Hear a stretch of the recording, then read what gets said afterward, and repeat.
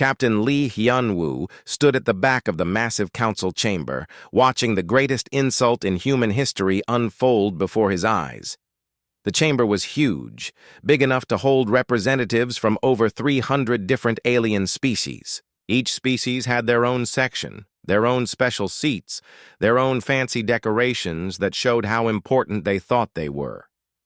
The human section was small, just 12 seats in the back corner, like an afterthought, like they did not really belong there. Lee had been Earth's main representative for 5 years now. Before that, he had been a soldier, fighting in the border wars against pirates and raiders. He knew what real fighting looked like. But nothing had prepared him for this kind of battle. This was worse than any war he had ever seen. Dr. Park So-young sat next to him, her hands shaking with anger. She was the smartest person Lee had ever met. She could speak 47 different alien languages and had solved more galactic problems than anyone else in the chamber. But today, like every other day, nobody wanted to listen to her because she was human. Ambassador Kim Tae-ho sat in the front of the human section. He was old now, his hair completely gray. He had spent 30 years of his life trying to make the other species respect humanity. 30 years of being polite, following their rules, doing everything they asked. And for what? The speaker at the front of the chamber was Counselor Velthar from the Ethereal Collective. The Ethereals were one of the oldest species in the galaxy. They had been around for over 50,000 years, and they never let anyone forget it. Velthar looked like a tall, thin ghost made of blue light. When he spoke, his voice sounded like wind through empty space. "The motion before us today is simple," Velthar said. His words echoed through the chamber. "Humanity has shown time and again that they cannot be trusted with unlimited expansion. They are too aggressive, too unpredictable, too dangerous." Lee felt his jaw clench. Dangerous? Humans were the ones who had stopped the Void Plague from destroying half the galaxy. Humans were the ones who had figured out how to make peace between the Rock Eaters and the Crystal Singers after they had been fighting for 1,000 years. Humans were the ones who always showed up when other species needed help. Therefore, Velthar continued, we propose to limit human expansion to only 3 star systems: Earth, Alpha Centauri, and Kepler 442. No more. This will ensure galactic stability and peace. 3 systems. Out of millions in the galaxy. Lee looked around the chamber. Most of the alien representatives were nodding. Some looked bored, like this was just another boring vote. Others looked happy, like they were glad to see humans put in their place. Dr. Park stood up. She was not supposed to speak yet, but she could not help herself. Counselor Velthar, with respect, this is not fair. Humans have contributed more to galactic peace in the last 50 years than most species have in 1,000 years. We have the right to grow and explore just like everyone else. A ripple of annoyed sounds went through the chamber. The Ethereals made a sound like static. The Rock Eaters rumbled deep in their chests. The Crystal Singers chimed in disapproval. "Dr. Park," said another voice. This was Counselor Zefkri from the Silicon Brotherhood. "Your species has only been in space for 300 years. You are children compared to us. Children do not get the same privileges as adults." "We are not children," Dr. Park said, her voice getting louder. "We have solved the energy crisis on Targon Prime. We stopped the civil war on Helios 7. We created the cure for the Crimson Death that was killing millions of beings across 12 systems. How is that childish?" "Emotional outbursts," Velthar said smoothly. "This is exactly what we mean about human unpredictability. You cannot control your feelings. You make decisions based on emotion instead of logic." Lee wanted to punch something. These aliens acted like they were so smart and logical, but he had seen their mistakes. He had seen whole species die because the council was too busy having meetings to actually do anything. He had seen wars start because some ancient alien was too proud to admit they were wrong. Ambassador Kim finally stood up.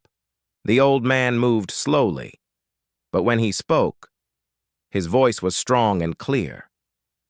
"Honored counselors," Kim said. "I have served Earth in this chamber for 30 years. I have followed every rule. I have shown respect to every species, no matter how they treated us. I have believed that patience and diplomacy would eventually earn us the respect we deserve." The chamber got quiet. Everyone knew Kim. Even the aliens who did not like humans usually respected the old ambassador. "I have watched this council vote down human proposals for territorial expansion 17 times, Kim continued. "I have watched you ignore human solutions to galactic problems, then take credit for our work. I have watched you treat us like pets who should be grateful for scraps from your table." Velthar's blue light flickered. "Ambassador Kim, you are being very emotional right now. Perhaps you should sit down and think about what you are saying." "I have been thinking about this for 30 years, Kim said. His voice was getting stronger. "And I have reached a conclusion. If humanity's contributions mean nothing to this council, then this council means nothing to humanity." The chamber went completely silent. Lee could hear his own heartbeat. "Earth hereby withdraws from the Galactic Council effective immediately," Kim announced. "We will no longer seek your permission to exist. We will no longer beg for your approval. We will no longer pretend that this council represents anything more than the fears and prejudices of species too old and too tired to adapt to a changing galaxy." The silence stretched on for long seconds. Then chaos erupted. Aliens were shouting in dozens of different languages. Some were standing up, waving their arms or tentacles or whatever they had. Others were making angry noises that sounded like breaking glass or grinding metal. Lee felt something he had not felt in years. Relief. They were finally done pretending. Done playing games they could never win. Done trying to earn respect from beings who would never give it. Dr. Park was smiling for the first time in months. "It is about time," she whispered. Ambassador Kim collected his papers and walked toward the exit.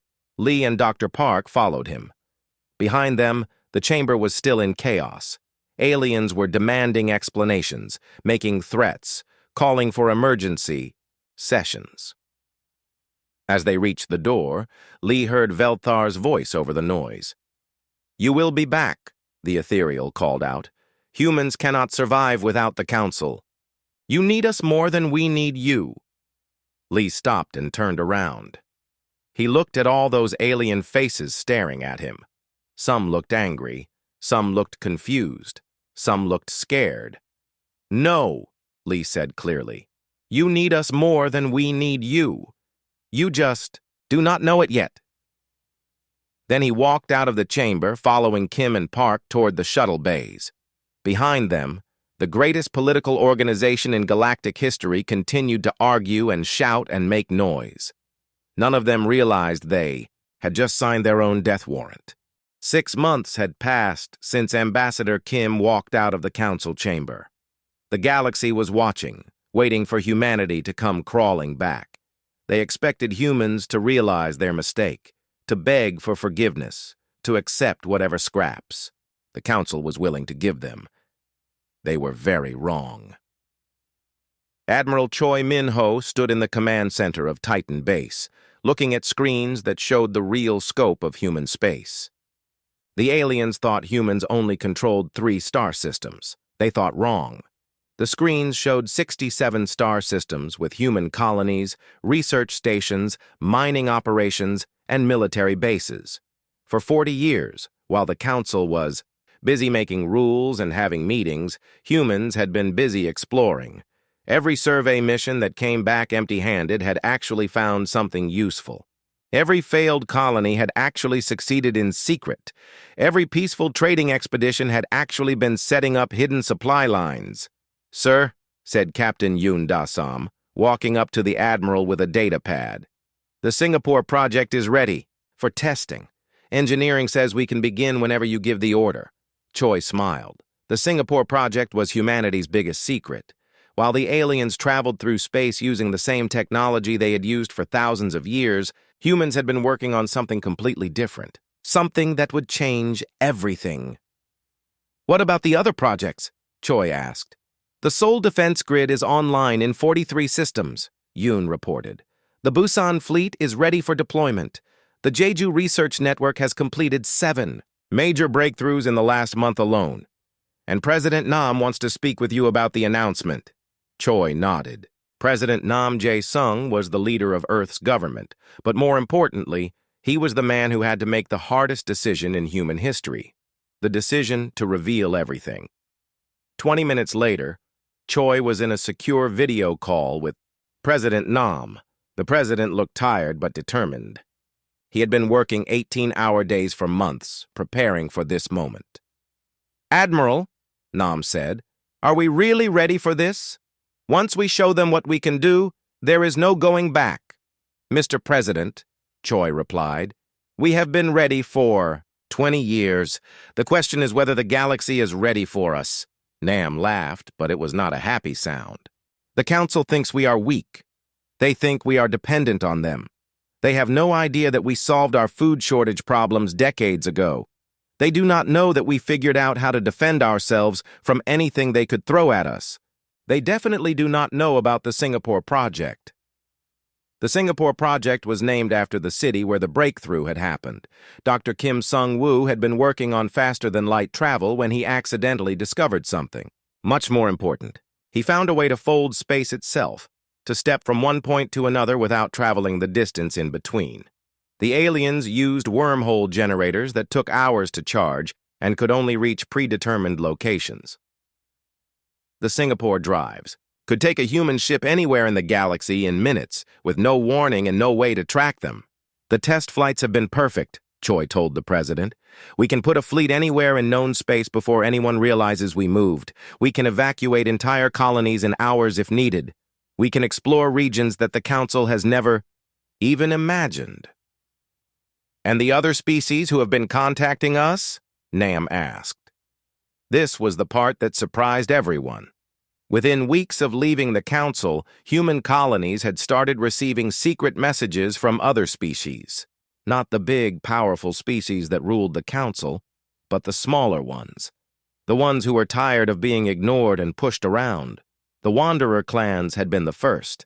They were a nomadic species that traveled between stars in giant ships, never settling anywhere permanently. The Council had always treated them like criminals, but humans had found them to be honest traders and skilled engineers. Then came the Reef Builders, an aquatic species that created beautiful underwater cities. The Council considered them primitive, because they did not build on land, but humans recognized their incredible skill with biotechnology. More and more species had made contact. The Metal Singers, who could communicate with machines, the Void Walkers, who could survive in open space without protection, the Dream Weavers, who understood quantum mechanics better than anyone else in the galaxy.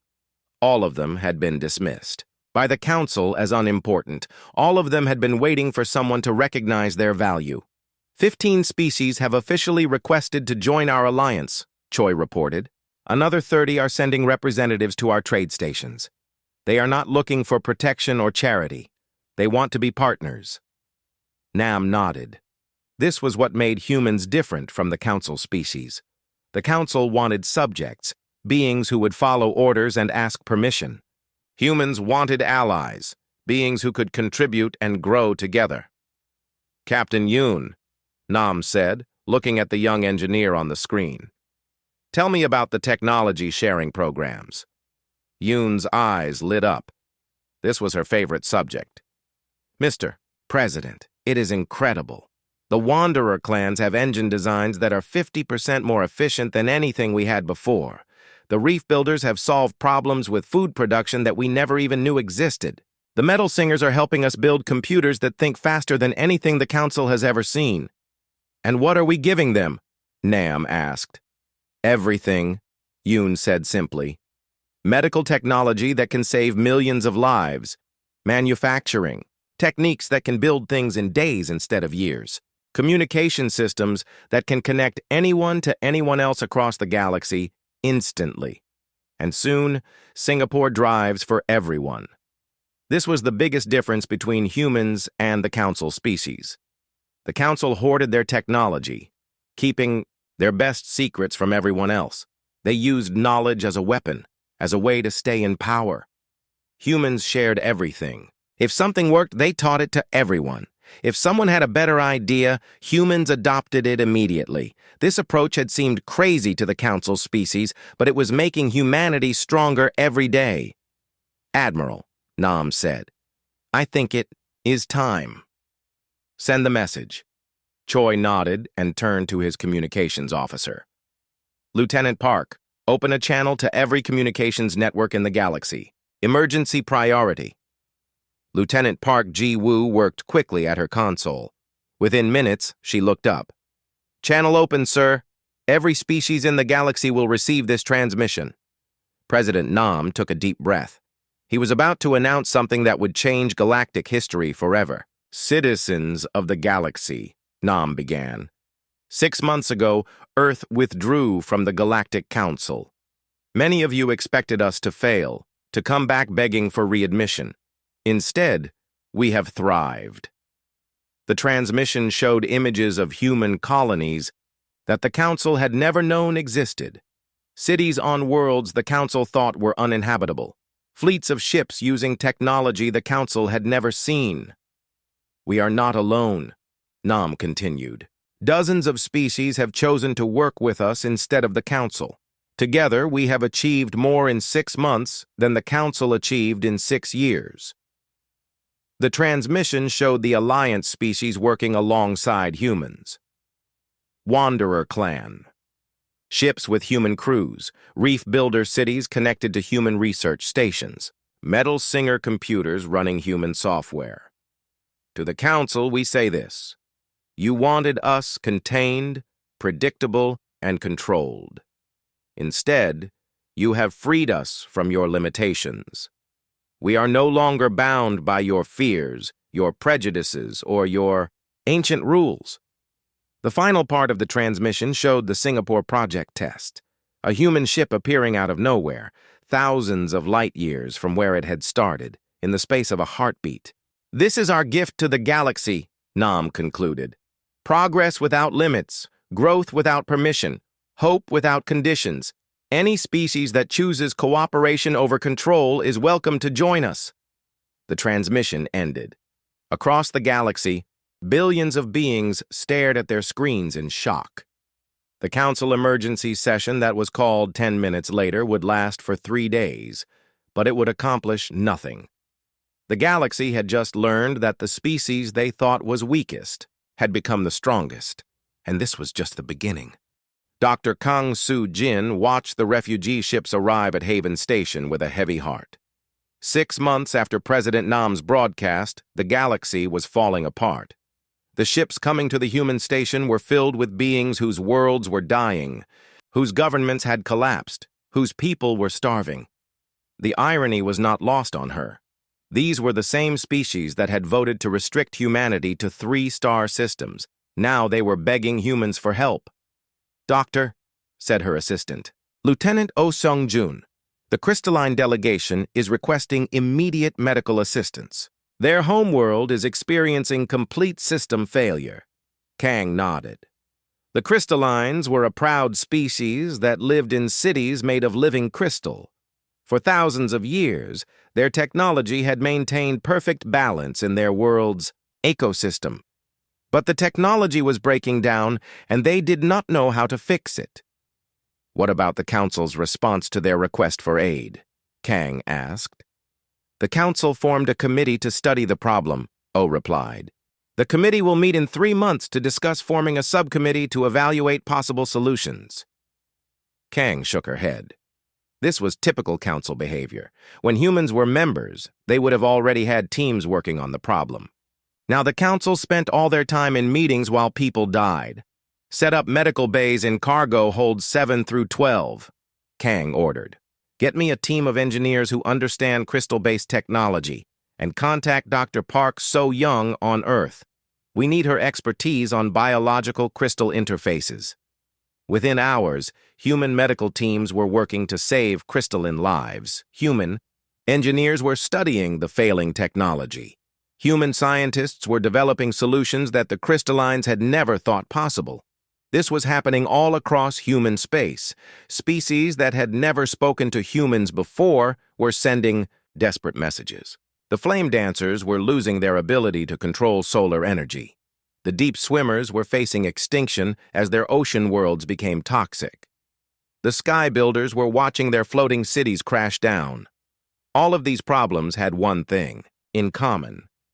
For decades, humans had been quietly helping to solve them.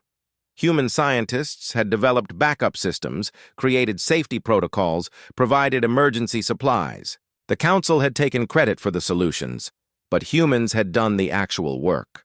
Now that humans were gone, the galaxy was learning how much they had depended on human innovation. Commander Oh Seung-jun was leading a rescue mission to the Helios system when he discovered something that shocked him. The official Council records showed that the Helios Civil War had been ended by Council mediators using traditional diplomatic methods. The truth was very different. Humans had secretly provided both sides with clean energy technology, eliminating the resource shortage that had started the war. Humans had developed communication systems that allowed the warring factions to talk to each other safely. Humans had even provided medical aid to refugees from both sides. The Council mediators had shown up after humans had solved all the real problems, held a few ceremonies, and taken all the credit.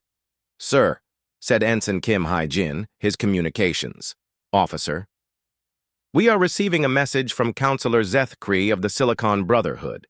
He wants to speak with you directly." Oh was surprised. The Silicon Brotherhood were one of the most powerful species in the Council. They rarely spoke to anyone they considered beneath them, and they had always considered humans far beneath them. "Put him through," Oh ordered. The alien that appeared on the screen looked desperate. Zeth-Kree was normally calm and controlled, but now his metallic features were flickering with distress patterns. "Commander." "Oh," Zeth-Kree said. "My people are facing a crisis. Our manufacturing systems are failing. Our energy networks are shutting down. Our younger generation cannot repair the damage because they never learned how the old systems worked." Oh knew what had really happened. The Silicon Brotherhood had become so dependent on human technical support that they had stopped training their own engineers. When humans left, they lost the knowledge to maintain their own technology. "What do you want from us?" Oh asked. "We need human engineers," Zeth-Kree admitted. "We need human technical knowledge. We need—" He paused, struggling, with the words, "We need help." This was happening everywhere. The Rock Eaters had forgotten how to mine efficiently because humans had been optimizing their operations for decades. The Wind Riders had lost the ability to navigate through stellar storms because they had been relying on human weather prediction systems. The timekeepers could no longer maintain their chronometer networks because human technicians had been doing all the real maintenance work. The galaxy had not just become dependent on human innovation. They had become dependent on human competence. "I will send a technical team to your homeworld," Oh told Zeth-Kree. "But understand this. We are not coming as servants or subjects. We are coming as equals, offering our help freely." Zeth-Kree's relief was obvious. "Yes, of course. Equal partners. Whatever terms you require." After the call ended, Oh looked at his crew. They were all thinking the same thing. How had the Council species survived for thousands of years before humans arrived? The answer was becoming clear. They had not really been surviving. They had been stagnating. Their technology had stopped improving. Their societies had stopped growing. Their problems had been getting worse and worse until they were so desperate that they had welcomed a young, aggressive species like humanity into their council. But they had never admitted this, even to themselves. They had convinced themselves that they were teaching humans, civilizing them, controlling them. In reality, humans had been propping up their entire civilization. Dr. Kang was reviewing medical reports when she made another disturbing discovery. The Andorian plague, which the Council claimed to have eliminated 20 years ago, was spreading. Again. Entire worlds were being evacuated as the disease consumed everything in its path. The truth was that humans had never eliminated the plague. They had contained it, managed it, kept it under control with constant monitoring and treatment. When humans left the council, they had also stopped managing the plague. "How bad is it?" asked Dr. Lim Min-soo, her chief medical officer. 17 worlds are already infected, Kang replied. At the current spread rate, it will reach the core worlds within 2 years. The core worlds were where the most powerful council species lived. They had always thought they were safe because they were far from the plague zone. They had never realized that human scientists were working around the clock to keep the plague from spreading. "Are we going to help them?" Lim asked. Kang looked at the data again. The plague was not just a medical problem. It was an ecological disaster that could destroy entire solar systems. If it reached the core worlds, billions of innocent beings would die.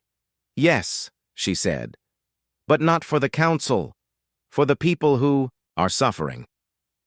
Within days, human medical ships were heading toward the plague zones. They carried new treatments that human scientists had developed during the 6 months since leaving the council. Treatments that were more effective than anything the council had ever produced. But the most important discovery was yet to come. Dr. Park So-young, working with samples from the plague zones, realized something that changed everything.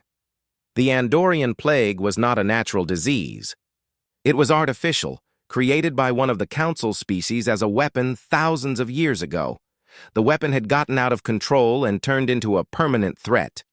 The council had been fighting the results of their own creation for millennia, never admitting what it really was. Humans had figured out the truth within months of first encountering the plague. They had been quietly developing a real cure, not just treatments, for decades. Now they were ready to eliminate the plague completely. But first, they had to decide whether the council deserved to be saved from their own weapon. Across human space, the same conversations were happening. Species after species was discovering that their greatest threats, their worst problems, their most difficult challenges were all connected to the council's failures. The galaxy was learning that the council had not been protecting them. The council had been the source of most of their problems, and humanity had been quietly fixing everything for decades without thanks, without recognition, without respect. Now the question was, what would humans do with that power? 2 years had passed since humanity left the council, and Fleet Admiral Park Sung-min could barely recognize the galaxy anymore. Standing on the observation deck of the flagship New Seoul, he watched human ships moving through space in ways that still amazed him. The ships did not follow straight lines like the old council vessels. They appeared and disappeared, folded space around themselves, moved through dimensions that other species did not even know existed. The Singapore drives had evolved far beyond what their creators had imagined. "Admiral," said Captain Bei Wu-jin, approaching with a status report. "The Kepler colonies report successful terraforming completion ahead of schedule. The Vega research stations have made 3 major scientific breakthroughs this week, and we have received formal alliance requests from 12 more species." Park smiled. 12 more species wanting to join what the galaxy now called the Human Alliance, not because humans forced them to, but because they saw what cooperation could accomplish. "What about the council response?" Park asked. "They have declared our expansion illegal," Bei replied. "They claim we are violating galactic territorial agreements and threatening interstellar peace. They are calling for economic sanctions and military action." Park laughed. The council still did not understand what they were dealing with. Humans were not expanding into council space. They were expanding into areas the council had declared impossible to colonize. The burning worlds, where the surface temperature melted metal. Humans had built cities there using crystalline technology learned from their reef builder allies. The void zones, where space itself was twisted and dangerous. Humans navigated them easily with help from their Void Walker partners.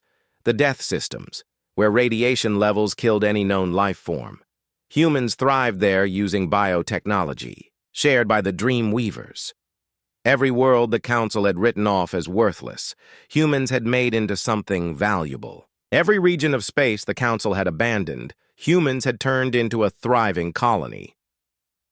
"How many systems are we active in now?" Park asked. 147, Bay answered. "But that number is growing every day. The exploration. Fleets are finding new opportunities faster than we can develop them." This was the real difference between human expansion and Council expansion. When Council species found a new world, they sent committees to study it for decades before deciding whether it was worth colonizing. If the world was not perfect, they ignored it. When humans found a new world, they asked a different question. What can we do with this?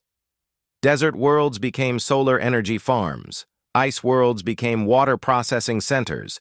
Gas giants became fuel refineries. Even asteroid fields became mining operations and construction yards. The galaxy was huge, but most of it had been ignored by Council species because it was not easy to use. Humans made the difficult into the possible, and the possible into the profitable. "Admiral," said Lieutenant Lim Hyejin from the communications station, "we are receiving a priority message from Dr. Researcher Kim on the Andromeda Project." Park's expression became serious. The Andromeda Project was humanity's most ambitious undertaking.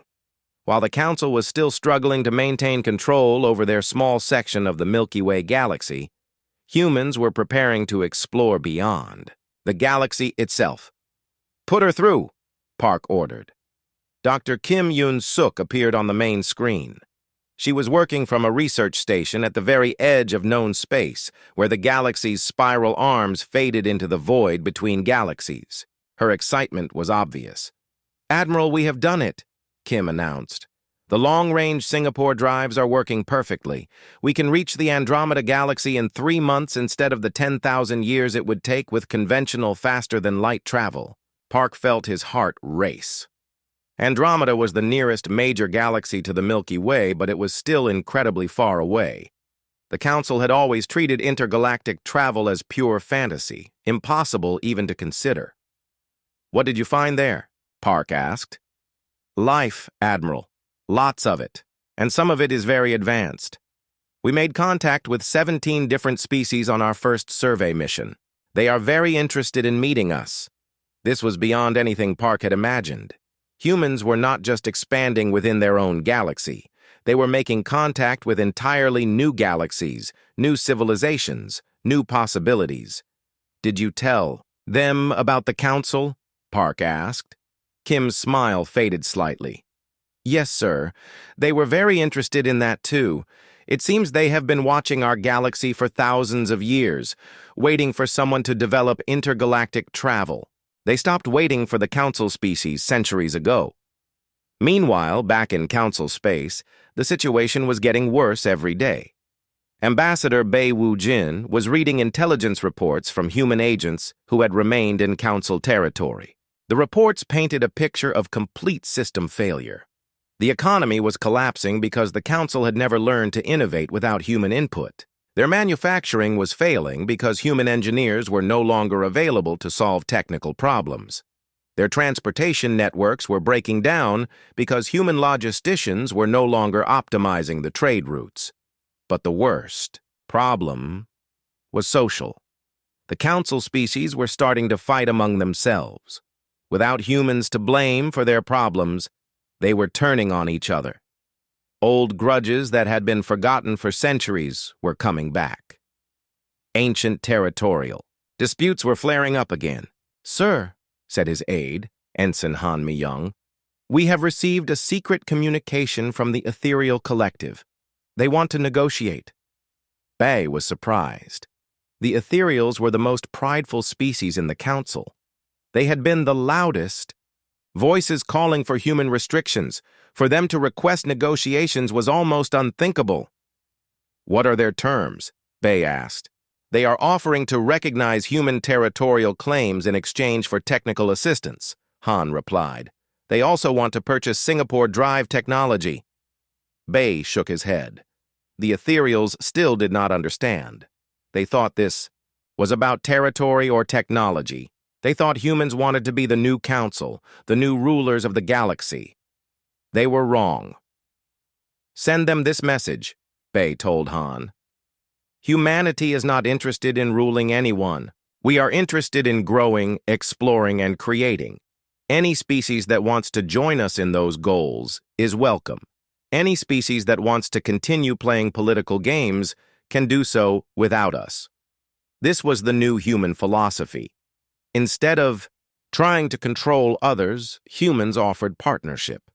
Instead of hoarding knowledge, they shared it freely. Instead of limiting expansion, they encouraged everyone to reach as far as they could. The results spoke for themselves. The human alliance now included over 60 species. Their combined territory covered nearly a quarter of the galaxy. Their technology was advancing so fast that what seemed impossible in the morning was routine by evening. And they were just getting started.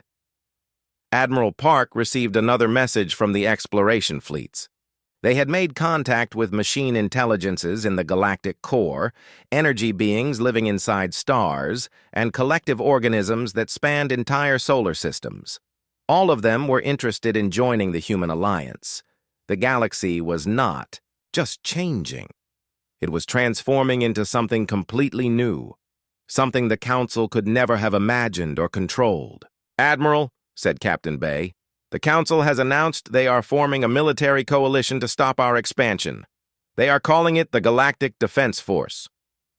Park looked out at the stars, where human ships were dancing between dimensions, where allied vessels were exploring impossible worlds, where the future was being written in ways that no ancient species could understand. "Let them come," he said quietly. "They still think this is about territory. They have no idea that we have already won." Fleet Commander Shin Dong-wook watched the largest military force in galactic history assemble near the Arcturus system. Over 10,000 council ships from 50 different species, all preparing to end what they called the human threat once and for all. It was almost sad, he thought. They still believed this was about military power. "Sir," said his tactical officer, Lieutenant Young Da-som, "long-range sensors confirm the Council fleet composition. They have brought everything they have. Dreadnoughts, battlecruisers, fighter squadrons, even some ships we have never seen before." Shin nodded.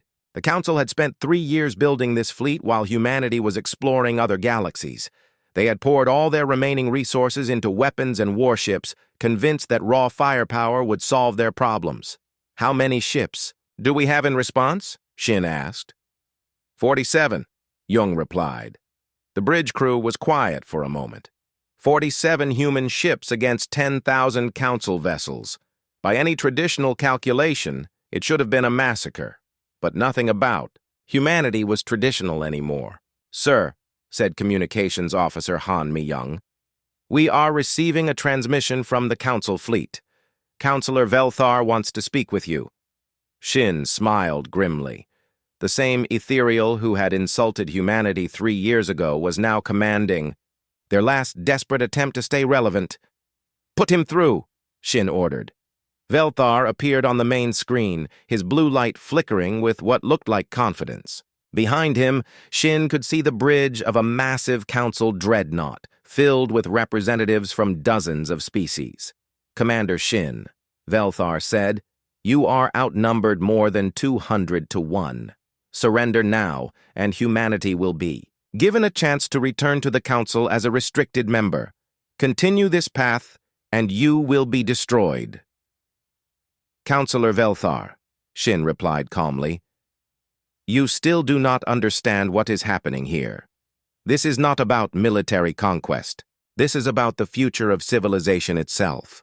"Enough speeches," Velthar snapped. "You have 10 minutes to surrender. If you do not, we will open fire." The transmission ended. Shin looked around his bridge at the faces of his crew. They were calm, confident, ready. These were not the frightened humans who had once begged for council approval. These were the people who had explored other galaxies, who had solved problems the Council could not even understand, who had built something greater than anything the galaxy had ever seen. "All ships," Shin announced over the fleet communications, "execute Protocol 7. Protocol 7 was not a military tactic. It was something much more powerful. Across the human fleet, Singapore drives activated not to move the ships, but to create something unprecedented. The drives began folding space around the Council fleet, not to attack them, but to show them something impossible. Suddenly, the Council fleet found themselves surrounded not by 47 human ships, but by thousands of vessels from dozens of different galaxies, ships built by the Andromedan Alliance, the Magellanic Cooperative, the Void Ocean Federation, species and civilizations that the Council had never imagined could exist. "This is impossible," Velthar whispered, his transmission still open. Where did they come from?" "From the future, Counselor," Shin replied. "From the galaxy. You could have built if you had chosen growth over control, cooperation over dominance, progress over politics.